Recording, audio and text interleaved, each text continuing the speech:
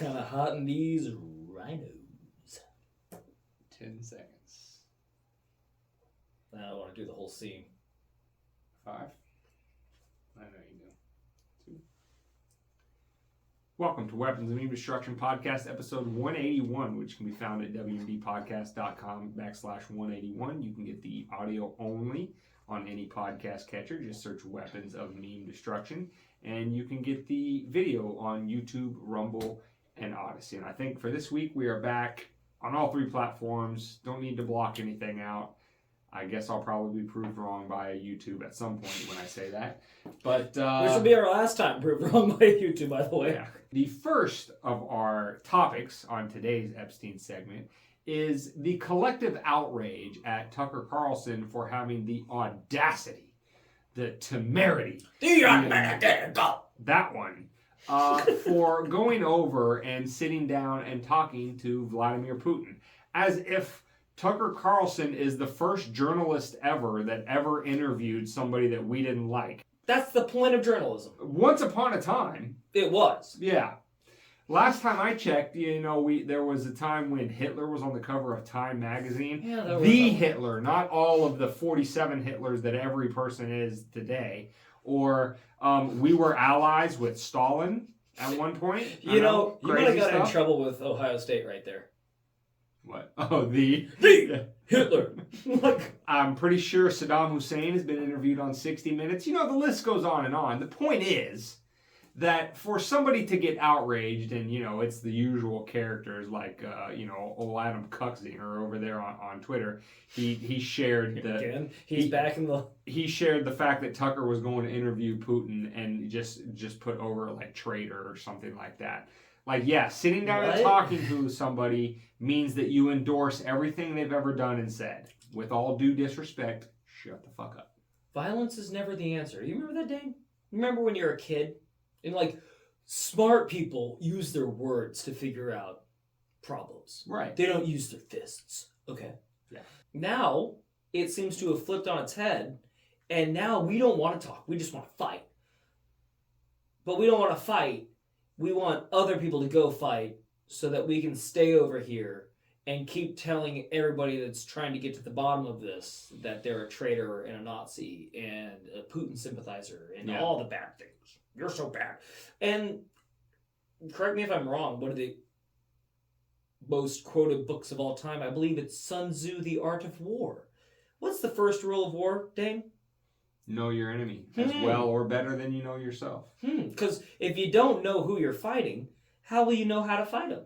And the first thing is to have a conversation with them to see if you can smooth things out, right? Right. So why would somebody not want to talk to somebody to smooth things out? Avoid conflict and violence where it's not absolutely necessary. That would seem like the peaceful, moderate, open-minded kind of perspective that the left seems to have, or let me rephrase, seems to placate most often in public places. Yes, pretend that they have, for sure.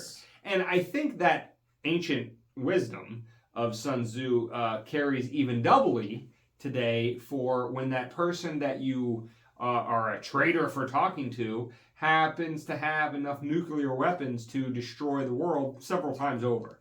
I think that it's probably not a very wise decision, let alone good foreign policy, best practices, to take such an individual that has such capabilities, back him into a corner, ostracize him from the world, give him no other options but to, push the proverbial doomsday button. I don't think that if you wanted to continue life on this earth, that would be the particular tact you would take. Yet the brilliant minds that are leading the foreign policy consensus in Washington, D.C., and all of their little, bitches on X, like Kuckzinger, that's exactly how they choose to operate foreign policy. And that makes precisely nonsense, because it's nonsense, and yet here we are, just kind of floating in the wind, subjected to all of their terrible ideas. But, and then again, too, when did we stop being adults in this country? They say we can't hear that because he might say things that confuse us. Everybody kind of knows why they're saying he's evil, don't listen to him, all this kind of stuff, is because They're afraid he might say something that makes sense to you. Again, whether you like the guy personally, whether you think what he's doing is justified or not, believe me, there's plenty of people around the world that think that what our regime does is not justified. Bombing hospitals and weddings is pretty close to the top of the list. That kind of rankles some feathers around the world, but I digress. Is not that you will love everything Putin has to say and automatically fall under his spell and agree with everything he has to say, but God forbid you listen to him for 5 minutes and you're like, well, that's not a completely out of left field point or position to have. I may not agree with how he followed up that position with what he did, but he's not crazy for suggesting X, Y, or Z.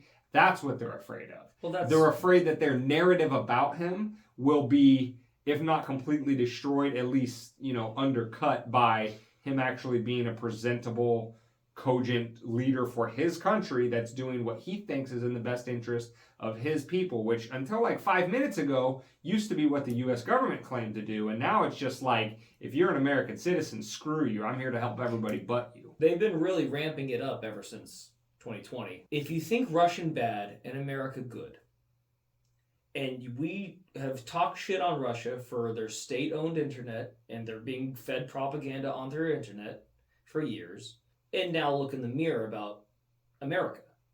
What are we doing here? We're silencing critics. What are we doing here? We're financially crippling our entire population. What are we doing here? We're on the warpath, and we're going there, and we don't care what the fuck you think. And by the way, don't talk to the guy that we're about to go fight, that we're picking on. Don't use your words. Don't be, rational and try to come to some reasonable agreement. No. You just listen to what we tell you, and that's what's correct. And if you say otherwise, I don't know, maybe you'll get a strike on YouTube, or maybe we'll just shut down your bank account, Trudeau. Now, again, you can disagree with everything he says and everything he's done, and you can say he's a bad guy and you don't like him and all this kind of stuff, and I'm with you. We agree with you. With you on all that as far as it goes. But when he lays out his case, saying, listen, these people are ethnically, linguistically, culturally, religiously Russian. They want to be Russian. They want to rejoin Russia. All this kind of stuff. You might disagree with that, but if that's the way he sees it, going back to David's Sun Tzu point, if that's the way he sees it, it's a lot easier to make sense of his actions. Whereas the Western media, all they want you to think is that he's some deranged, unhinged madman that is just trying to drive Russia all the way to Berlin. And again, that's what they want, because they want to gin up fear of some massive boogeyman. They just bunny hop from next boogeyman, and once they kill one or topple a country, they just now fear this guy, because that's why we need to take all your tax dollars and give it to Northrop Grumman. That's how the money laundering machine goes over here. It's fear this guy, give us more money. Again, you don't have to agree with what he did, but if you take him at his word that the reason why he did what he did, in addition to the NATO borders getting expanded, and he goes into all these explanations, but the one motivating factor that seems to be the most important to him is making sure that people who are in every sense of the word Russian, despite that they live in another country that says that it's not Russia, his point is reunifying those people.